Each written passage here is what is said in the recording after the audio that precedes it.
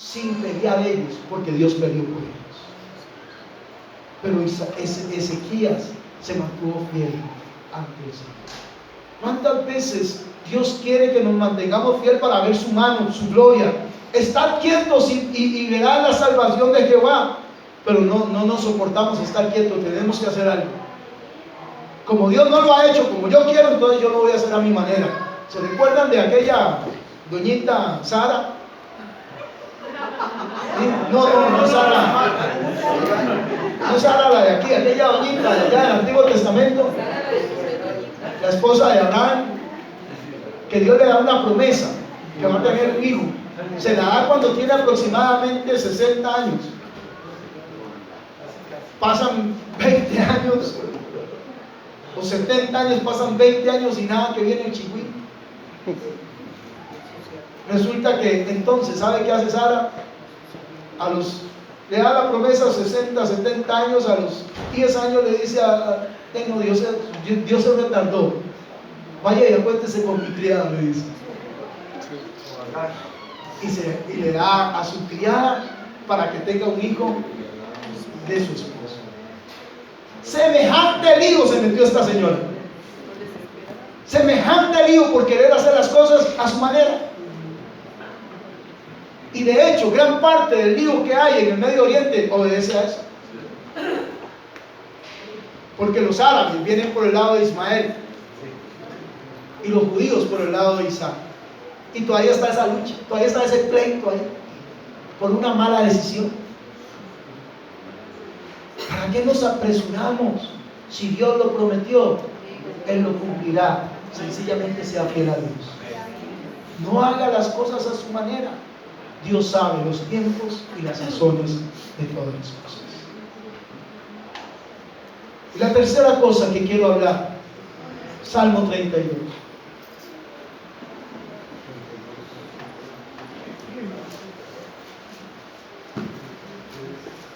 Salmo 32.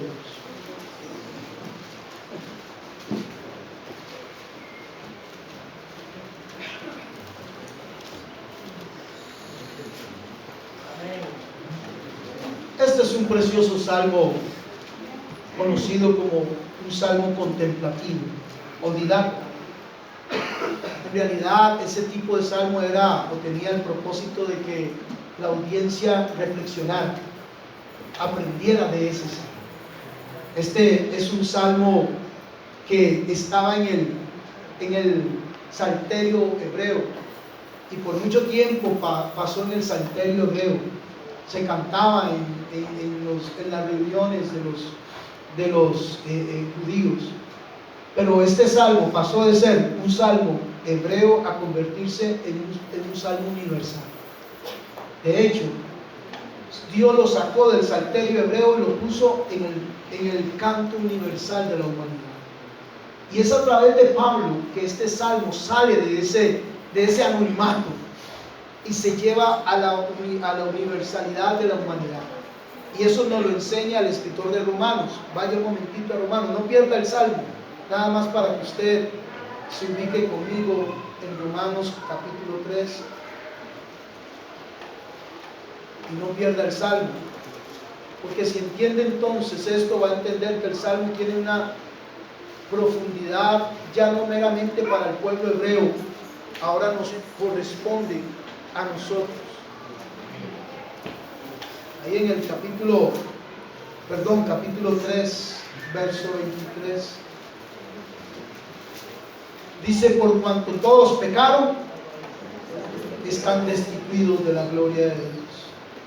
Y en el capítulo 4, verso 7 dice, el 6 en adelante, dice: como también David habla de la bienaventuranza del hombre a quien Dios atribuye justicia sin obras, diciendo: bienaventurado aquellos cuyas iniquidades son perdonadas y cuyos pecados son cubiertos. Bienaventurado el varón a quien el Señor no inculpa de pecado. Ahora sí, ubíquense conmigo en el salmo, porque el salmo entonces es ahora para nosotros, ya no simplemente es un salmo que se quedó en la historia del pueblo hebreo. Pablo lo trae por el Espíritu a la realidad humana Porque, hermanos, toda naturaleza humana necesita sentir el perdón de Dios.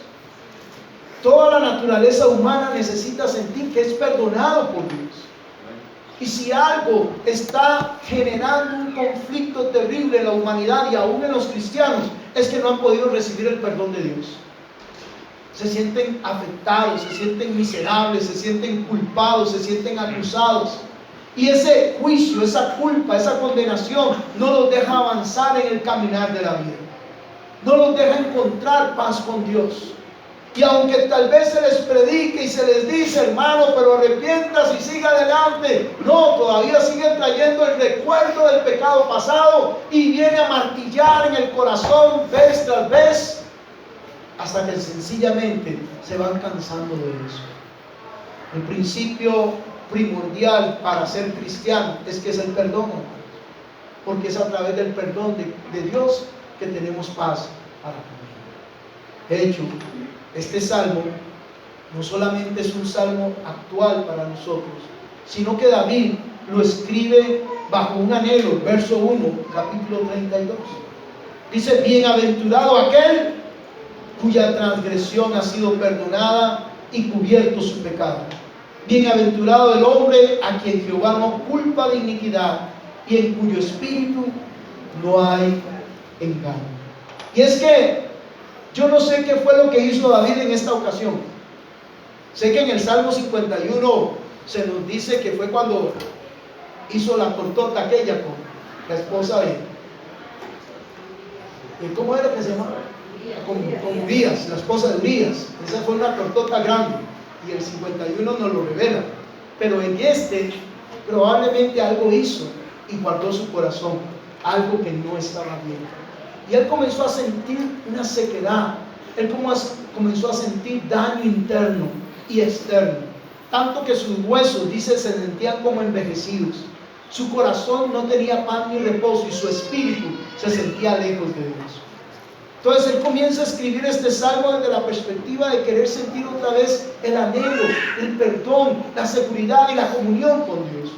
Y es que, hermanos, cuando nosotros hemos guardado pecado en nuestra vida, nos pasa lo mismo que a David. La relación con Dios se bloquea. Ya no hay paz, ya no hay quietud, ya no hay armonía en nuestro ser interior. Porque si algo dañó a la humanidad y la sigue dañando, es el pecado. Pero si algo viene a traer sanidad y restauración, es el perdón que Dios da a la humanidad por medio de Jesucristo el Señor. De hecho, David habla de este salmo como un anhelo, como algo en el cual él necesita. De hecho, él habla de 3 aspectos interesantes que donde el pecado penetró en la transgresión. El pecado llegó a un estado de iniquidad y de engaño. Por eso es que el pecado no solamente es algo que yo hago y nada más llegó. No, el pecado afecta cada área interna y externa de nuestra vida.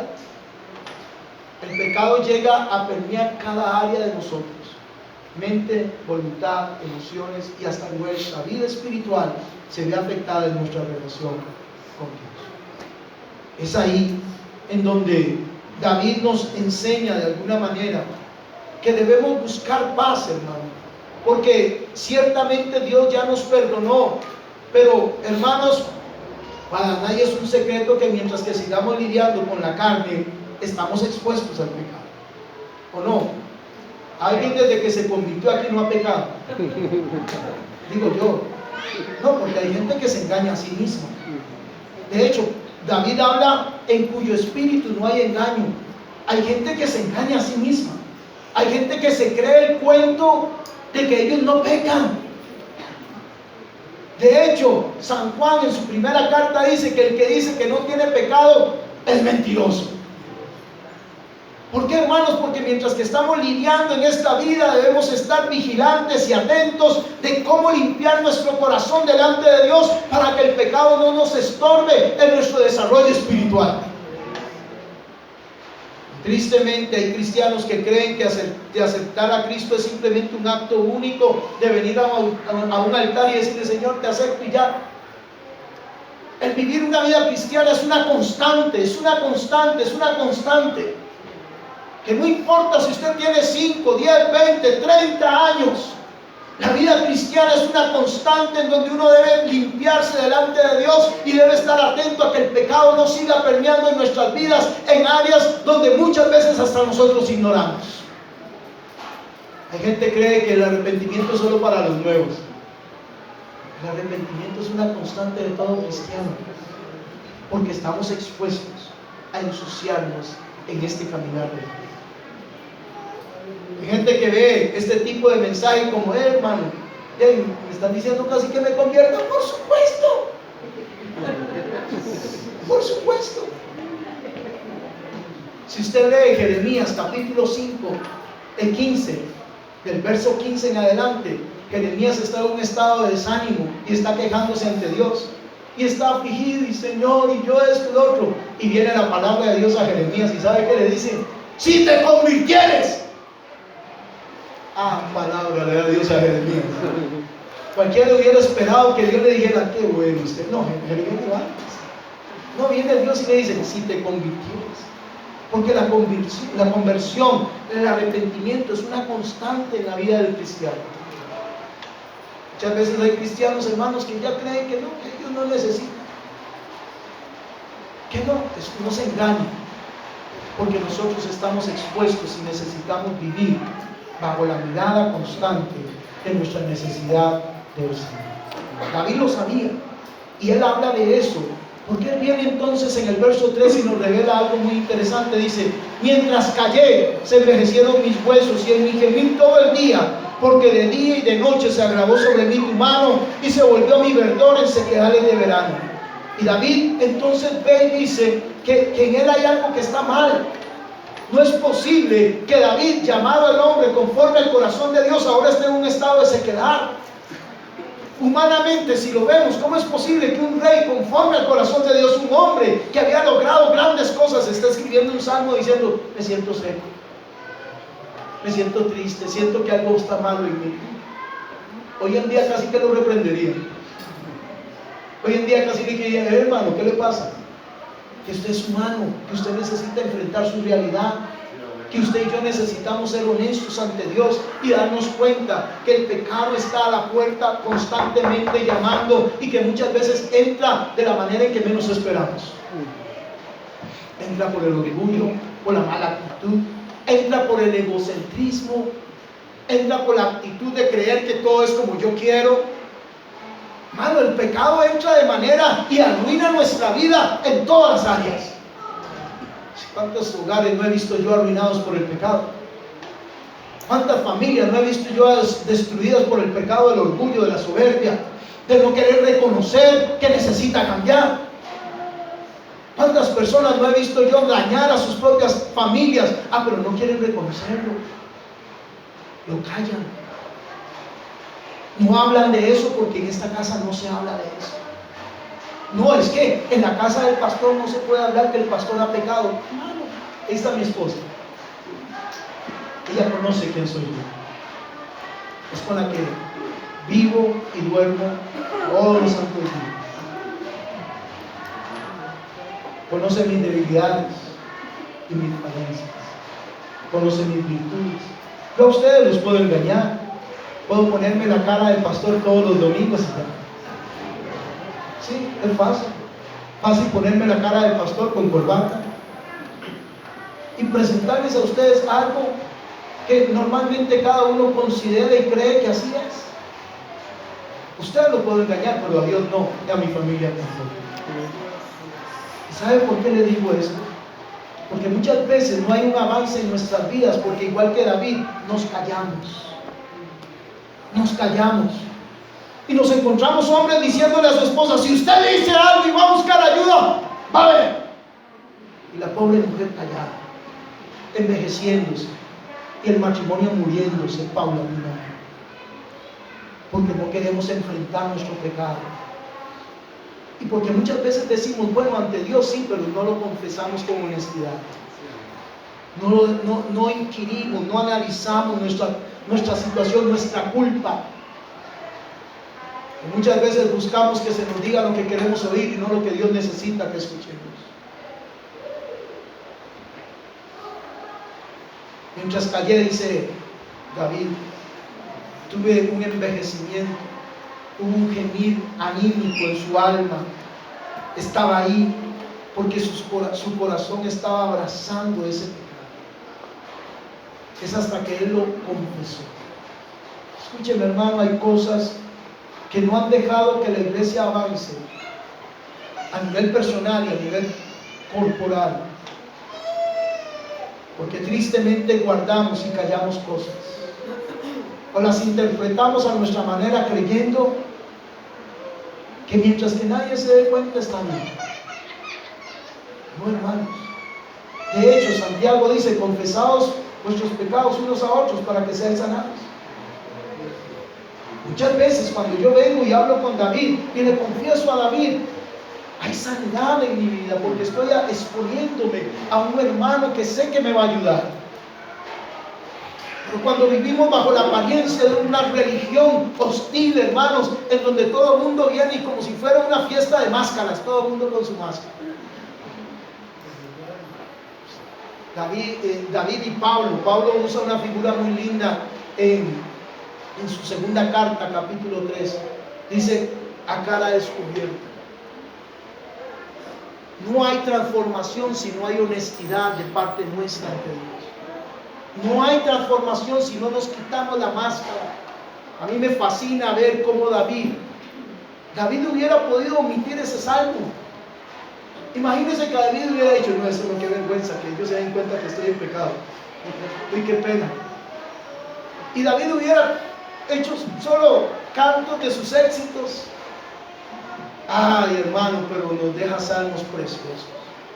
Este salmo es precioso porque habla de su humanidad, de su realidad, porque habla de su esencia, de cómo él también falló y que él necesitó un camino de arrepentimiento como lo necesitamos nosotros. Hay hogares que no se restauran porque no quieren perdonar, porque no quieren reconocer su participación en el asunto. Porque es más fácil buscar un chivo expiatorio que asumir mi responsabilidad. David viene y dice: mientras yo callé, esto me pasó, pero cuando declaré, dice: mi pecado declaré y no encubrí mi iniquidad.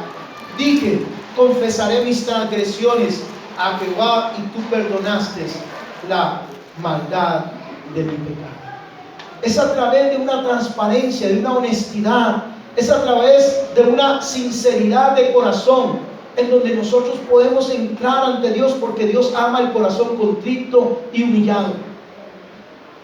El corazón contrito y humillado Dios no desprecia, pero el corazón soberbio que se autojustifica a sí mismo, ese a Dios no le agrada.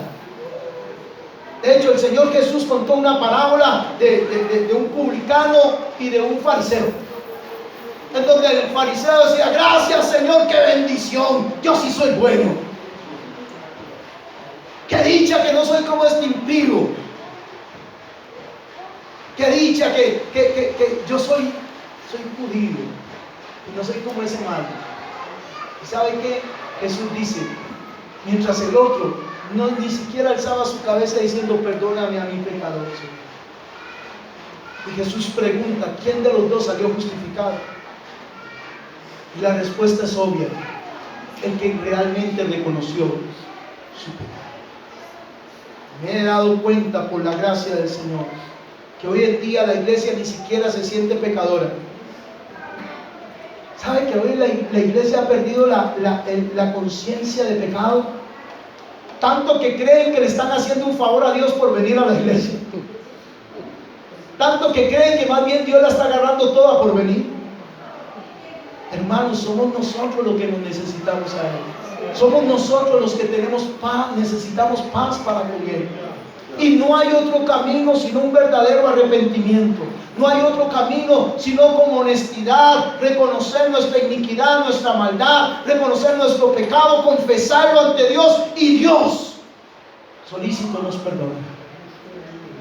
Pero hemos llegado a tal punto de religiosidad que hasta muchas veces nada más decimos: Señor, perdóname, ven, y no sabemos ni siquiera de qué le estamos pidiendo perdón. Señor, perdona. Casi que hemos cambiado los rezos por la religión evangélica también. porque no somos enfáticos, porque no le decimos a Dios: Dios, esto fue lo que yo hice. Siento enojo, siento furia, he sentido esto durante días, he codiciado cosas que no son de tu agrado, pero hoy confieso mi pecado para que mi relación contigo vuelva, para que vuelva otra vez a fluir la gracia de Dios. Hay mucho cristiano que está estancado, seco, bloqueado, y hay un gemir interno porque ni siquiera ha reconocido la maldad del pecado que le está dando. Hay gente que no ve la homosexualidad como mal. ¿Saben que hay gente que hace cosas y ya se ha endurecido el corazón y creen que eso no es malo? Hay gente que cree que tomar algo no es malo, que no es de él. El pecado nos ha endurecido a tal punto que nos está secando. Hermanos, no podemos jugar con el pecado. La paga del pecado sigue siendo la misma. Y si no confesamos ante Dios con honestidad y volvemos nuestro corazón a Él, entonces nuestra relación con Él se verá estancada y no creceremos. De hecho, David ahí en el verso 6, vea lo que dice: por esto dice, orará a ti todo santo en el tiempo en que pueda ser hallado. ¿Por qué el santo puede orar? Porque ya es perdonado. Cuando usted encuentra el perdón de Dios, usted se puede acercar confiadamente ante Dios. Pero cuando hemos dejado de orar, lo primero que deberíamos preguntarnos es: ¿qué me está impidiendo orar? Si usted ha dejado de orar y ha dejado de leer la Biblia, mejor pregúntese qué pecado oculto hay que no quiere dejar. Porque en el corazón guarda cosas que sabe que no están bien. Pidámosle a Dios que nos santifique. Pidámosle a Dios que nos purifique. Reconozcamos con humildad que hay cosas que hemos abrazado y que de alguna manera hemos creído que no son tan malas porque no son tan malísimas como aquellas. Es que yo no he matado a aquel, hermano, yo no lo he matado, yo nunca he matado a nadie, pero estás odiando. Y para Dios es igual. El hecho de que no le hayas puesto un arma en el cerebro, en la cabeza, no significa que no hayas matado cuando en tu corazón sientes repugnancia por esa persona. Déjeme decirle que para Dios es lo mismo. Es que yo nunca he sido adúltero. No, es cierto, probablemente usted nunca se ha acostado con otra mujer, pero si en su corazón, mujer, usted está anhelando a otro hombre, adúltero. Así está escrito. En lo cual necesitamos el perdón de Dios, la pureza de la sangre de Cristo, para vivir una vida conforme a su voluntad. El perdón es una constante, no es algo en el espacio-tiempo de la vida del cristiano, no es un aspecto único, no, es una constante, al cual todos los días deberíamos estar haciendo un autoanálisis, pidiéndole a Dios: Dios mío, límpiame, cada noche, cada mañana, para enfrentar un día delante de Dios como Él espera. David entonces nos dice una serie de beneficios cuando encontramos el perdón. Vea lo que dice: por esto orará a ti todo santo en el tiempo en que pueda ser hallado. Ciertamente la inundación de muchas aguas no llegarán a él. Tú eres mi refugio, me guardarás de la angustia y con cánticos de liberación me rodearás. ¡Wow! Y todo eso es producto de un corazón limpio.